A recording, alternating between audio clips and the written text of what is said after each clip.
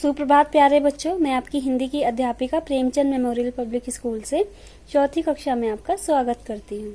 बच्चों, आज हम आपकी हिंदी भाषा की पाठ्य पुस्तक आकांक्षा का पाठ 3 पढ़ेंगे, जो पृष्ठ नंबर 16 पर है। अपनी हिंदी भाषा की पाठ्य पुस्तक निकालिए और पृष्ठ नंबर 16 पर आइए। पाठ 3, तमिल पर्व पोंगल। बच्चों, भारत के राज्य तमिलनाडु में मनाए जाने वाला त्योहार पोंगल, जिसके बारे में हम इस पाठ में पढ़ेंगे। ओके। दक्षिण भारत का एक प्रमुख राज्य है तमिलनाडु। यहाँ पोंगल का त्योहार बड़ी ही धूमधाम से मनाया जाता है। निश्चित ही पोंगल एक धार्मिक एवं सामाजिक पर्व है। दक्षिण भारत के त्योहारों की चर्चा तो जैसे पोंगल के बिना पूरी ही नहीं होती। आइए इस पर्व के बारे में विस्तार से पढ़ें। बच्चों, दक्षिण भारत का एक प्रमुख राज्य है तमिलनाडु, जहां पर पोंगल बड़ी ही धूमधाम से मनाया जाता है। पोंगल एक धार्मिक तथा सामाजिक पर्व है। दक्षिण भारत के त्योहारों की चर्चा पोंगल के बिना अधूरी ही रहती है। इस पाठ में हम पोंगल के बारे में विस्तार से पढ़ेंगे। ओके। आज पोंगल का त्योहार है। सवेरे से ही सारे गांव में उत्साह का माहौल है। गांव में कच्चे पक्के सभी घर हंसते से लग रहे हैं। सबके चेहरों पर उमंग और मस्ती है। लाजम्मा बीमारी के बावजूद तेजी से भागा जा रहा है। गली के बच्चे उछल कूद कर रहे हैं। यहाँ तक कि देर तक सोने वाला माधवन भी आज भोर होते ही नहा धोकर नए कपड़े पहनकर इतरा रहा है। और फिर इतराए भी क्यों ना, पोंगल का त्योहार होता ही कुछ ऐसा है। यहाँ तमिलनाडु में तो यह त्योहार 3 दिनों तक चलता है। इस पाठ में पोंगल के त्योहार का वर्णन किया गया है, जिसमें गांव का एक दृश्य है जहां उत्साह का माहौल है, क्योंकि उस दिन पोंगल का पहला दिन है। गांव के सभी कच्चे पक्के घर हंसते से का अर्थ है सजे हुए हैं, सुंदर सुंदर लग रहे हैं। सबके चेहरों पर उमंग और मस्ती है।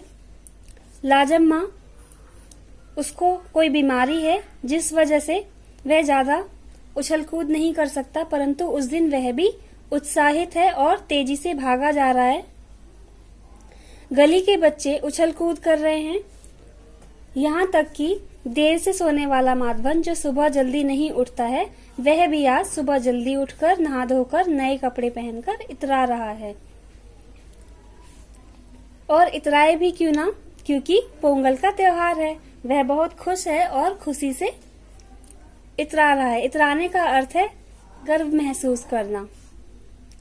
पोंगल का त्योहार कुछ ऐसा ही होता है जिसमें सभी लोग बहुत उत्साहित होते हैं, क्योंकि यह पर्व 3 दिन तक चलता है। आज पोंगल का पहला दिन है। माँ ने सवेरे उठते ही आंगन को लीपा। मैं और वेंकटेश सुबह से ही माँ के पीछे पीछे घूम रहे हैं। माँ मंद मंद मुस्कुराकर इशारे से बाहर जाने को कहती हैं, पर वेंकटेश ठहरा जिद्दी।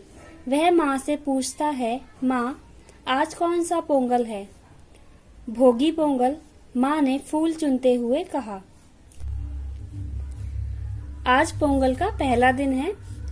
माँ ने सवेरे से ही आंगन को अच्छी तरह से लीपा। मैं और वेंकटेश सुबह से ही माँ के पीछे पीछे घूम रहे हैं।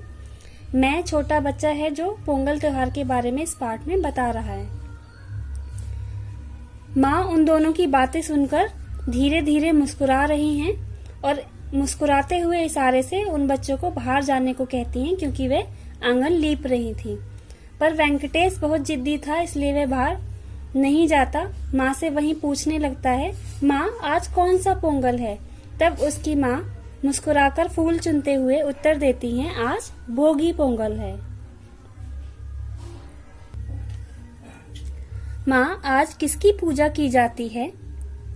वेंकटेश फिर से अपनी माँ से पूछता है कि माँ आज किसकी पूजा की जाती है? तब माँ उत्तर देते हुए कहती हैं, भगवान इंद्र की। माँ ने सारा घर साफ करके फूलों से सजाया। फिर दादाजी ने हम सभी बच्चों के साथ मिलकर घर का कबाड़ बाहर आंगन में इकट्ठा किया। माँ ने सारे घर की साफ सफाई करके लीप कर उसके बाद घर को फूलों से अच्छी तरह से सजाया और बच्चों ने दादाजी के साथ मिलकर घर के सारे कबाड़ को इकट्ठा करके आंगन में रख दिया। ओके बच्चों, पृष्ठ नंबर 17 पर आइए। दोपहर होते ही दादाजी हम सभी बच्चों को लेकर नदी किनारे चल दिए। सभी घरों से बड़े बूढ़े, बच्चे, जवान तथा आदमी औरतों के झुंड नदी की ओर जा रहे हैं। सभी जल्दी पहुंचने की होड़ में हैं। रास्ते में चलते चलते भी माधवन की बातों की रेल रुकने का नाम ही नहीं लेती। दादाजी, आज के दिन हम इंद्र देवता की पूजा क्यों करते हैं? जब दोपहर हो जाती है तो घर के सभी बच्चे दादाजी के साथ नदी के किनारे चल देते हैं। बाकी सभी घरों से बड़े बूढ़े, बच्चे, जवान, आदमी, औरतें सभी झुंड बनाकर नदी की ओर जा रहे होते हैं। सभी में एक दूसरे से जल्दी पहुंचने की होड़ होती है। रास्ते में चलते चलते माधवन की बातें नहीं रुकती। वह पूछता है अपने दादाजी से, दादाजी हम इंद्र देवता की पूजा क्यों करते हैं? माधवन, प्रश्न तो तुमने अच्छा पूछा है। क्यों भाई, तुम सब बच्चों में से इसका उत्तर कौन देगा? दादाजी ने कहा। हम सभी एक दूसरे का मुंह ताकने लगे। सच में इस ओर तो कभी ध्यान ही नहीं गया था, पर अब कर भी क्या सकते हैं? माधवन हमेशा ही बाजी मार लेता है। दादाजी माधवन से कहते हैं, तुमने अच्छा प्रश्न पूछा है माधवन। फिर दादाजी उन बच्चों से पूछते हैं कि इस सवाल का जवाब तुम सब में से कौन देगा? सभी बच्चे एक दूसरे का मुंह देखने लगते हैं कि इसका उत्तर कौन दे। सभी यह सोच रहे होते हैं कि हमारा ध्यान तो कभी इस ओर गया ही नहीं, पर अब कर भी क्या सकते हैं। वो बच्चा अपने आप से पूछ रहा होता है कि अब हम कर भी क्या सकते हैं। माधवन तो हमेशा ही बाजी मार लेता है, वह होशियार है। आखिर दादाजी अपने पोपले मुंह को गोल बनाते हुए बोले, इंद्र देवताओं के राजा हैं। खेतों में फसलें तभी लहराएंगी जब इंद्र देवता समय पर वर्षा करेंगे। आज हम उन्हीं को धन्यवाद देते हैं। जब कोई बच्चा उत्तर नहीं देता है तब दादाजी अपने पोपले मुंह को गोल बनाते हुए बोलते हैं, इंद्र देवता देवताओं के राजा हैं।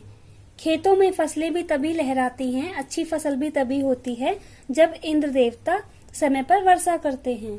आज हम उन्हीं को धन्यवाद देने के लिए नदी पर जा रहे हैं। नदी पर सभी लोगों ने स्नान करके इंद्र देवता से अगले वर्ष फिर से आने की प्रार्थना की। बहनों ने अपने भाइयों के मंगल के लिए भी प्रार्थना की। घर आने पर दादाजी ने हम सभी को नए वस्त्र पहनने को दिए। दादाजी द्वारा बनाए गए चावल के स्वादिष्ट पकवानों की सुगंध आते ही सब उछलते कूदते रसोई की ओर भागे।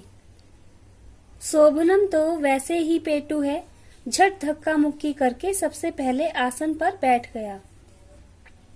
नदी पर जाकर सभी लोगों ने स्नान किया और अगले वर्ष फिर से समय पर वर्षा करने के लिए इंद्र देवता से प्रार्थना की। और बहनों ने अपने भाइयों की कुशलता के लिए भी प्रार्थना की। घर आने पर दादाजी ने सभी बच्चों को नए वस्त्र पहनने को दिए।